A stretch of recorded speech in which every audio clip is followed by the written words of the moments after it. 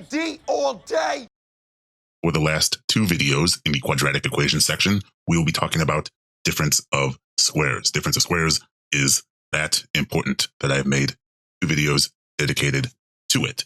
And like any other quadratic equation, the key to a difference of squares question, the first step is always you need to be able to recognize when you have a difference of squares. And like I said before, they like to disguise them a bit. So going back to the previous video, the generic form for a difference of squares, you have your distributed form, and I'll use x and y because it looks like I used a and b in the question here.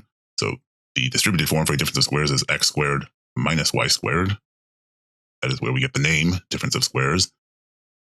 And this should be equal to just its factored form of x plus y times x minus y. You should be able to go back and forth, convert between these two forms effortlessly. So for this question here, it says, given that a squared over 4 minus 9 over b squared is equal to 16, what is the value of a? We're looking for a. There's our question. We're given this equation here.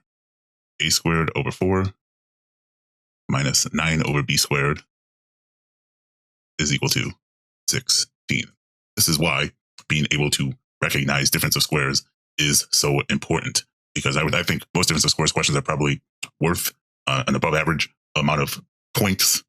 And the reason for that is because if you can recognize you have a difference of squares, then the question is sort of just average difficulty. But if you cannot recognize that you have a difference of squares, the question is going to be damn near impossible. So they just sort of split the difference and make them above average. And this is also why being able to recognize difference of squares is so important, because how else, if you say you had no idea what a difference of squares was, how would you try to do this equation? Well, you would probably just try to use algebra, where you would, if they're asking for a, maybe you would try and rearrange this information here in terms of a, and then substitute in your information from your prompts to see if you can then solve for a. And if you try to do that, I do not think you would be able to solve for a, or it would be very difficult to do. So you'd be, if you wanted to get everything in terms of a, you add 9 over b squared to each side, and then multiply each side by 4, and then you take the square root of that, and then you end up with some equation that looks absolutely nothing like your statements, and it's also very hard to manipulate. And so you would sort of get nowhere. Now, how do you recognize that you have a difference of squares? Because I would say it is a bit hidden here, but there are some clues, and that is usually the case. So for example, we have a square here, a squared, and then we have a minus sign here, and then we have another square here, b squared, and then the other parts of our fractions, our 9 and our 4, those are perfect squares themselves. And so if you might recognize, you might say, oh, it seems like I have a perfect square, but you're not sure. Well, if we did have a perfect square, which form would we have? This left side or this right side? I would say it sort of looks like this left side because of the minus sign in between here. The good thing is you have more than one chance to recognize that you have a difference of squares. So if you sort of missed it from reading the prompt, if you just sort of glance at your statements, well, if the prompt sort of looks like this format here, well, then each of your statements sort of looks like half of the right side here. And so in this case, the test writers, they are really hitting you over the head with a baseball bat, telling you you have a difference of squares question. So in this case, the test writer is me. So I am hitting you over the head with a baseball bat, trying to get you to recognize that you have a difference of squares. So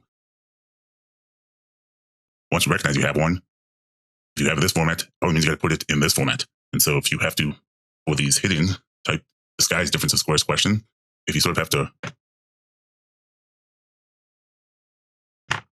write it out so that you can put it in this format in order to keep track of things, then do that.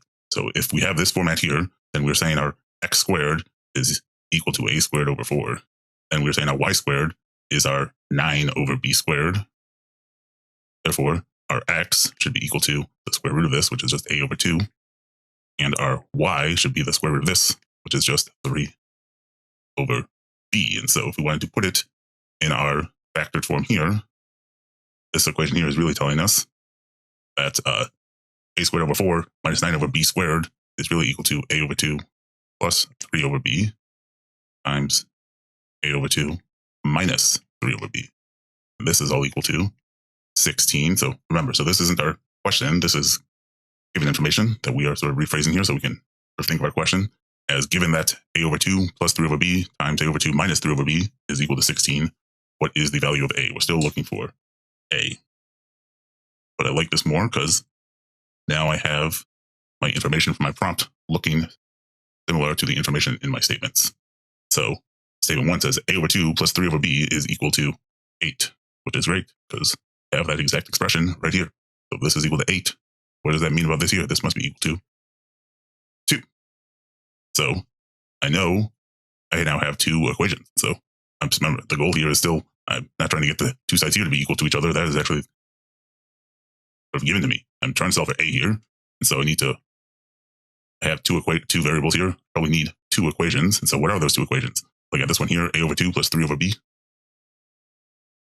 is equal to 8, and a over 2 minus 3 over b is equal to 2.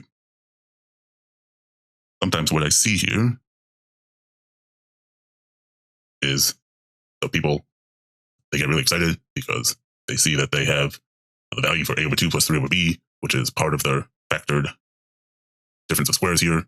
And so then they say, okay, but this just tells me one thing. This just gives me this equation here, that a over 2 minus 3 over b is equal to 2. And since that's just one equation and two variables, I can't solve for a. Then they say this is insufficient.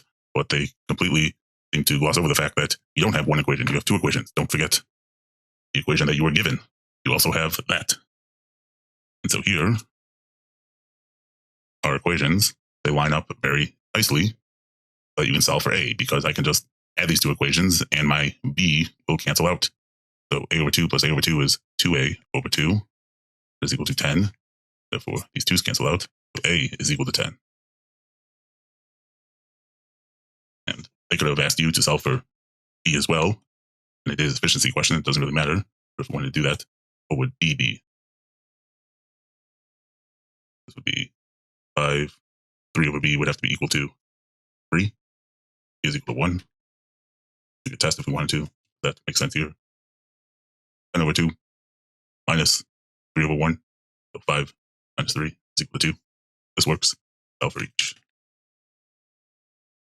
We had to put, we're looking for a. That was sufficient a while ago. Now, and here, again, this highlights why doing your work up front, recognizing that you have a difference of squares, and then simplifying things before you even get to your statements. I don't have to do any work now for my second statement, because my second statement is really giving me the same information as my first statement. It is just, they're giving me this, and therefore I can infer this. So I end up with the exact same information. I should be able to solve for a, and therefore D is the answer. So let's do another question involving a difference of squares. This one will even do one where it's a little bit more disguised.